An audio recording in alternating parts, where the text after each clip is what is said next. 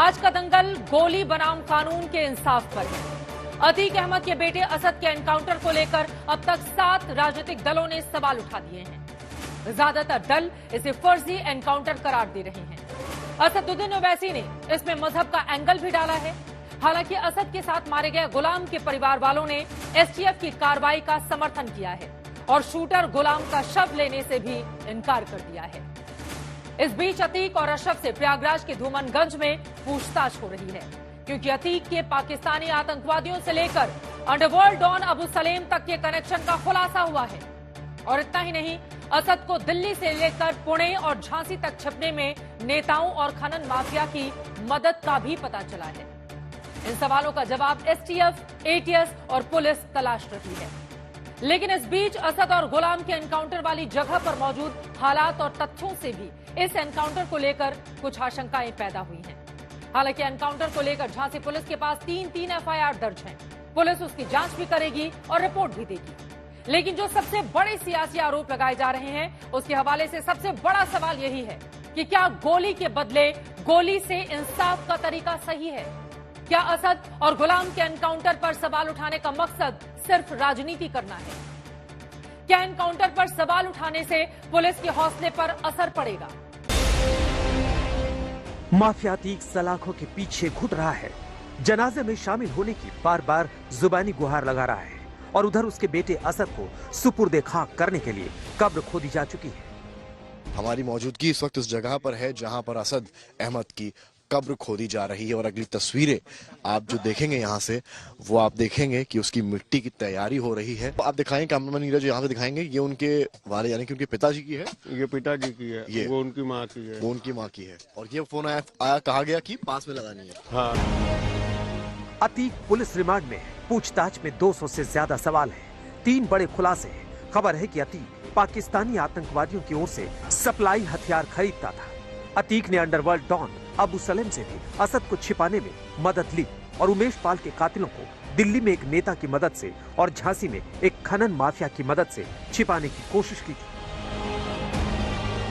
इन खुलासों पर यूपी से लेकर महाराष्ट्र तक की एटीएस हरकत में है। अबू सलेम से पूछताछ की तैयारी है, क्योंकि खबर है कि अबू सलेम की मदद से असद और गुलाम पुणे में भी छिपे थे। खबर है कि इस दौरान असद सीधे अतीक अहमद से संपर्क में था। साबरमती जेल से अतीक और बरेली से अशरफ फेस टाइम और व्हाट्सएप संपर्क का इस्तेमाल करके उसे छिपाने के लिए कमांड दे रहे थे। इन सब सुरागों का सच अब पुलिस अतीक और अशरफ से उगलवाएगी। लेकिन इस बीच असद के एनकाउंटर को लेकर सवाल उठने लगे हैं। इन सवालों के 3 बड़े कारण हैं। सबसे बड़ी वजह राजनीतिक है, जिनमें विपक्षी दल एनकाउंटर पर सवाल उठा रहे हैं। दूसरे, एनकाउंटर वाले घटनास्थल और वहां के हालात के कारण भी सवाल उठा रहे हैं। तीसरा कारण सबूतों और तथ्यों को लेकर उठाए जा रहे हैं। पहले दिन से भारतीय जनता पार्टी चुनाव को देखते हुए इनकाउंटर कर रही है और एक उदाहरण नहीं है। मैं तो बीजेपी से पूछना चाहता हूं कि जिस बुलडोजर ने, जिन अधिकारियों ने, प्रशासन ने एक ब्राह्मण मां और बेटी के ऊपर बुलडोजर चला दिया, आग लगा दी, उनका क्यों नहीं मिट्टी में मिला दिया? जहां लगातार जब से सरकार आई है फेक एनकाउंटर करा रही है।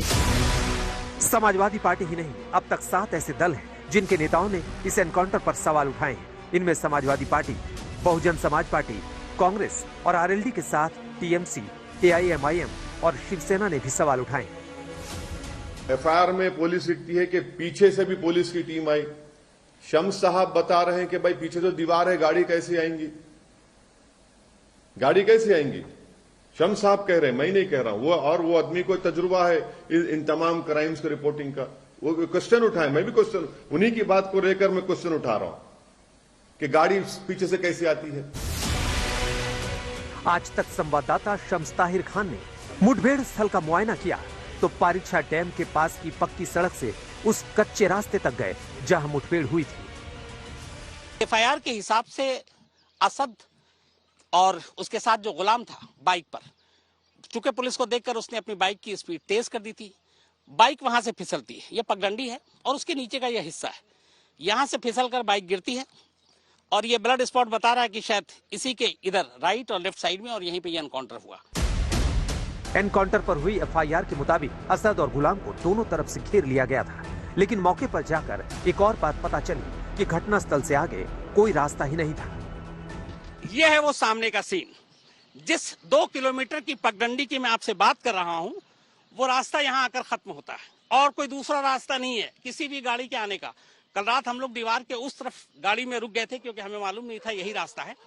ये दीवार है, ये देखिए, ये दीवार है और पुलिस के हिसाब से एक दूसरी टीम पुलिस की इस तरफ से आई।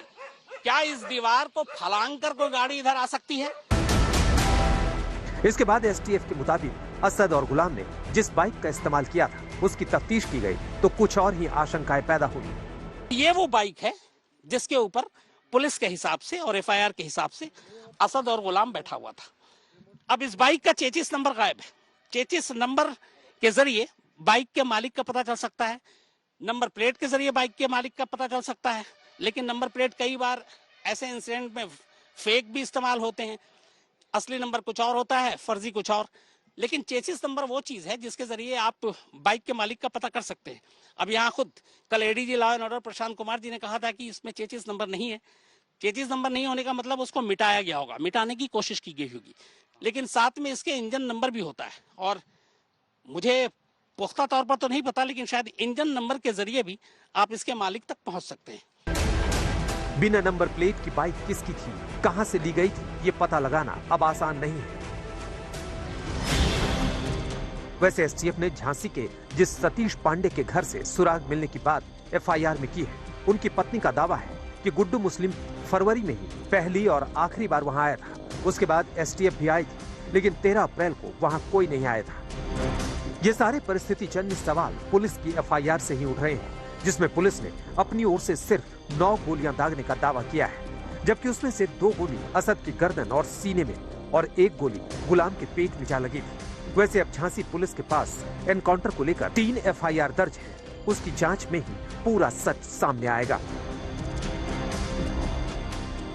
आशीष श्रीवास्तव, समर्थ श्रीवास्तव, संतोष शर्मा और अरविंद ओझा के साथ शम्स ताहिर खान, झांसी आज तक।